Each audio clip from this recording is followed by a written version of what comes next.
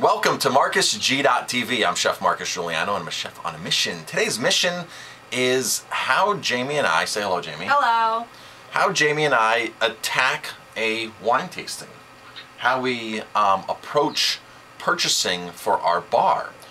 At the restaurant, we really boast our bar selections, right, Jamie? We sure do. We have an awesome bar selection, and we spend a ton of time researching and finding new and interesting things to put actually on our bar menu itself. Right. So between our beer, which is 250, at least 250 beers, at least 250 wines, and probably the same with spirits. We have a great Scotch, bourbon, rye, vodka, gin. I mean, liqueur. The selection is unbelievable. You know, if you can't find something at our bar, there's something wrong. There's something wrong.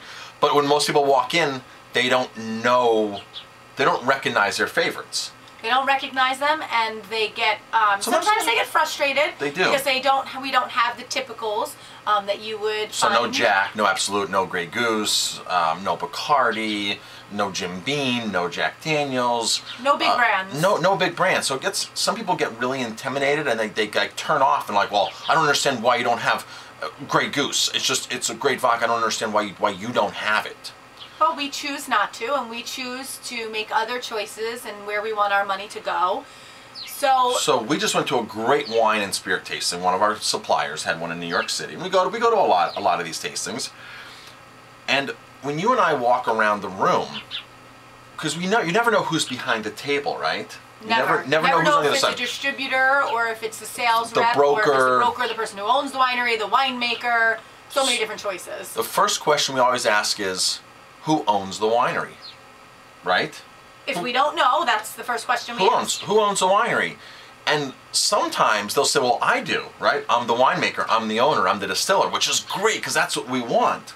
And sometimes they'll say, well, I'm the broker and I have my own little small, portfolio where I manage small independent wines, which is great. Like, we found this one guy who said, I used to work for corporate, I used to work for Diageo, and if you've watched our videos in the past, you know that Diageo is like the devil to us. They're one of the largest spirit, wine, and beer conglomerates out there. They don't care about employees. They don't care about communities.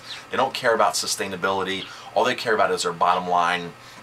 And everybody who's broken off of them from has worked there, and even the other big conglomerate competitors of them say they just don't play right. For instance, Diageo last year, a few years ago, they did, they bought Johnny Walker several years back, but then they closed the plant because they have no use for the production facility. So they close the plant, hundreds of people lose their jobs, the community gets disrupted because they're not after community, they're not after local, they're not after independent, they're after the brand name. So this is what these big companies do, and that's why we're anti-big companies.